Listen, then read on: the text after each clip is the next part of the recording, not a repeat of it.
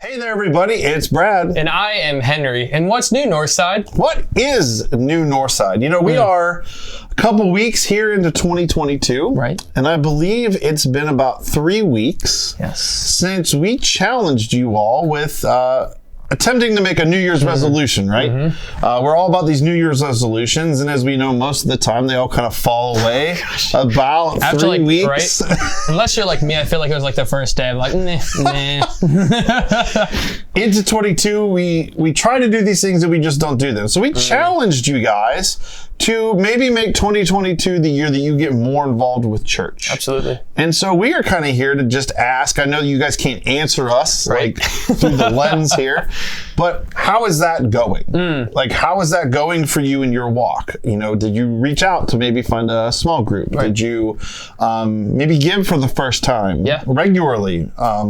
Did you maybe try to come to service in person or watch more consistently online? Or, Absolutely. I mean, Henry, have you been doing like anything new in this new year? Yeah, absolutely. So I think I've had to like kind of take like a personal evaluation of like, why am I doing what I'm doing kind of thing, you know, like, and I think that's super important too, because then it connects you as to more of like, well, what do I need to be doing if I'm not doing this right? That's really good. Yeah. So I think really personally, it's been for me, like, why am I in the worship team? Why am I doing this? What's the purpose? And just taking a step back and realizing why, you know, I mean, it sounds cheesy, it sounds like dumb, but I think it's very important and to ask ourselves why. And then it kind of lays that foundation to make you realize more like, no, this is truly for God. This is truly why I'm doing it kind of thing. Yeah. You know? And I think, you know, that ties into kind of the sermon series that we're coming out of. Absolutely. And talking about our identity. I think our world speaks into so many identities all over the place.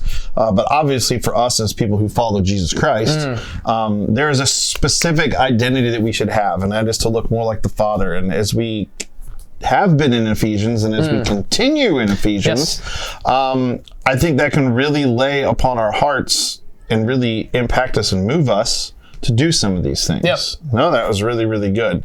So obviously, like I said, we've been in Ephesians so far in 2022 with the series Identity, and we are getting ready to, no pun intended, switch to our new series called Switch, which we are going to continue in the book of Ephesians. So we get to actually spend 2 whole months here in Ephesians, and something kind of really cool happened as part of the service this past week, both in Medina with Eric and here at Wadsworth with Robin. Do you want to go into that in case they missed it or didn't catch it? So last week we kind of handed out this connection card, which we know we got dumped on by snow this past Sunday, right? So many of you joined us online, which we are so thankful for too. So you probably saw us and heard us talk about in service this connection card, right? Where we put down our first name, last name, all this stuff, address and whatnot. But it kind of just, the whole purpose of this is to get you connected, right? Like we're not just some weird little creepy people. We want your info. Yeah, we're not going to send you a flyer. We're not going to put you on a call list. You're the extended car warranty kind of thing, right? You know, like no.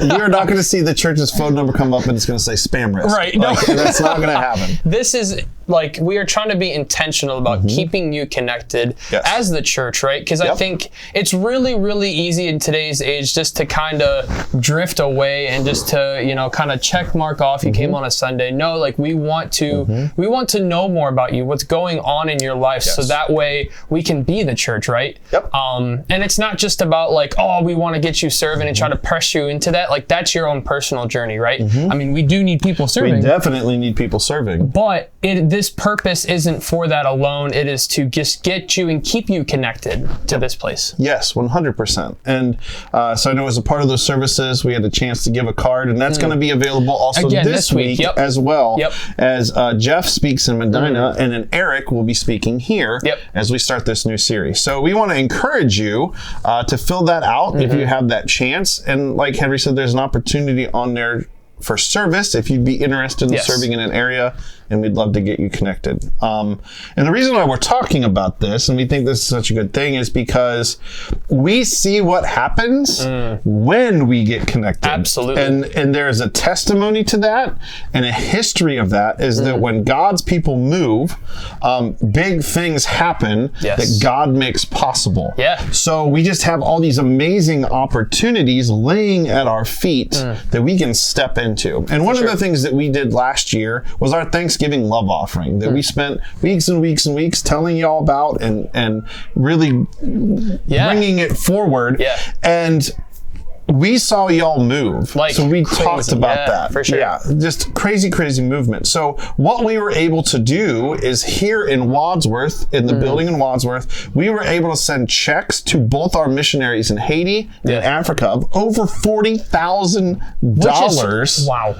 That's insane, in which that comes specifically from you guys. Right. And so we sent those checks to those missionaries to do and give more than what we already are giving. Because if you didn't know, 17% of our yearly budget goes straight to missions like Haiti and Africa and Mexico and the Appalachia area of the United States. And then secondly, we had a special love offering in Medina that was going to go toward these chairs, right? The chairs, right? We all love the chairs. Buy a chair, buy a friend a chair. Everybody buy a chair, right? Chair. Everybody get a chair.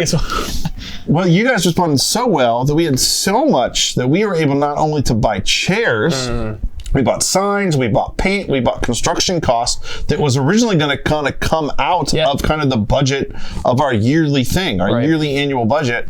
Well, you guys gave so far and above that we were able to actually buy those things as well as the chairs, which, Henry, have you heard the news about the chairs? Yeah. It's kind of awkward. They're not gonna be there the 13th. So COVID, right? Supply chain.